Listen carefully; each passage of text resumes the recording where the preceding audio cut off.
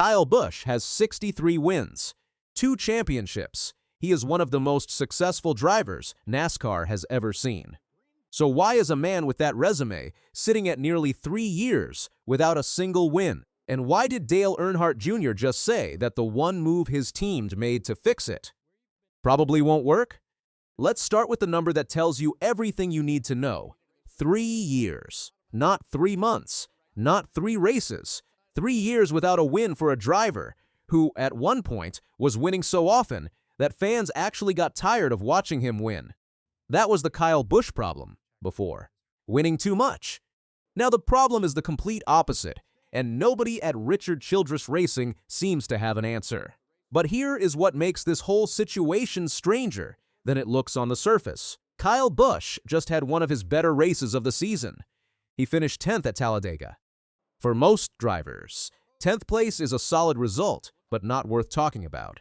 For Kyle Busch in 2026, that 10th place finish felt like a lifeline. It was the first time all season he had cracked the top 10, and it came after a stretch so rough that even longtime NASCAR fans were doing double takes at the standings. Before Talladega, Busch had gone 9 straight races without a top 10 finish. 9 races. And inside that stretch, there were 5 straight races where he never finished better than 21st. 21st. A 2-time champion who once had the sport figured out better than almost anyone was regularly finishing deep in the field with cars that run every single week without showing up in the results. Now, here is where it gets interesting. Richard Childress Racing looked at those numbers and made a decision. They fired Kyle Busch's crew chief. They brought in someone new, hoping a fresh set of eyes on the pit box would turn things around.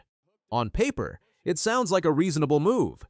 Teams make crew chief changes all the time in NASCAR. Sometimes it works. Sometimes a driver and a new crew chief just click, and suddenly the car is fast again, and race wins start coming. But Dale Earnhardt Jr. went on his podcast, the Dale Jr. Download, and said something that should make every RCR fan a little uneasy. He said the crew chief change probably won't be enough. And Dale Jr. is not someone who throws those kinds of words around carelessly.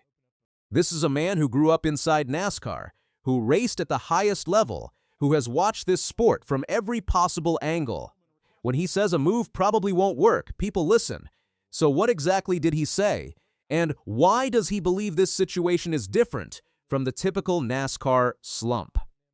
Here is what Dale Jr. said on the podcast. He pointed out that Kyle Busch's struggles in 2026 are not the kind of struggles you can solve with one personnel change. He said, and this is important, that Busch is struggling unlike Kyle Busch. Those 3 words carry a lot of weight. Unlike Kyle Busch. Meaning this is not a normal rough patch. This is not a car setup issue that a new crew chief can tweak away. This is something deeper. And then Dale Jr. brought up something that most people are not talking about enough.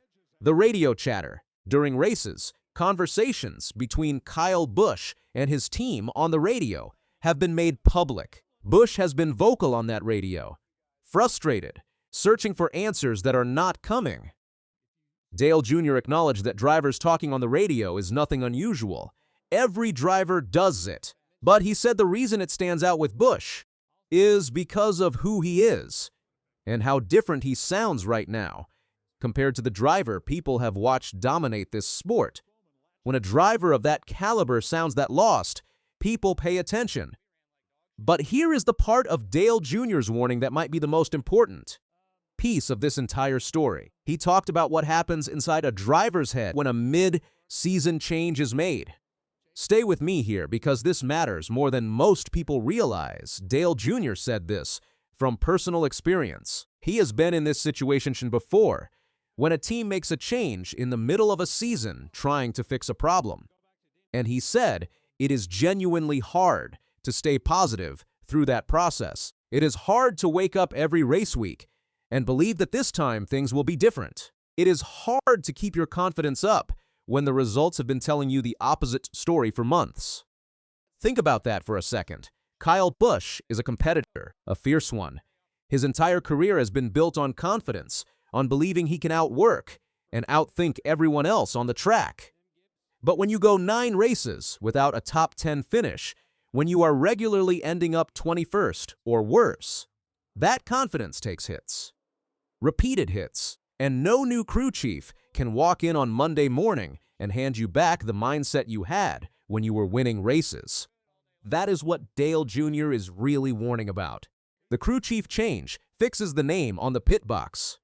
It does not fix what is happening between Kyle Busch's ears. Now remember, we are talking about a driver with 63 Cup Series victories, 35 poles, 393 top 10 finishes in the Cup Series alone. This is not a driver who lacks talent. This is not a driver who got lucky and stumbled into a couple of wins.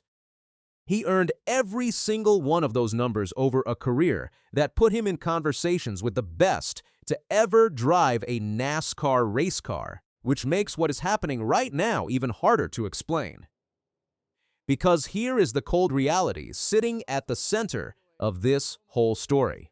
The last time Kyle Busch had a drought of top 10 finishes this long was 2015. And in 2015, he had a very specific reason for it. He broke his leg in a crash at Daytona in the season-opening Xfinity race and missed the first 11 races of the Cup Series season entirely. He was physically not in the car. That is the only comparison you can draw. This time around, he has been in the car every single week. He has been showing up. He has been trying. And the results have still been this bad. That is the part that nobody at RCR seems to have a clean answer for. And that brings us back to the crew chief change and what it actually means in this situation. Changing a crew chief mid-season is a signal. It tells the driver that the team believes in him enough to make a move. It tells the outside world that the organization is not just going to sit on its hands and accept losing. There is real value in that signal. It can give a driver a psychological boost, a fresh start feeling, something to reset around. But Dale Jr.'s point is that the reset only works if the underlying problem is something fixable. If the issue is strategy calls, pit road timing, car setups that are consistently missing the mark, a new crew chief can address those things. Those are real, concrete problems with real, concrete solutions. If the issue is something less visible, something tied to confidence, something tied to the weight of nearly 3 years without winning, piling up race by race, no crew chief change reaches that. So here is the real question hanging over the rest of Kyle Busch's 2026 season. Is this a fixable problem, or is this something different?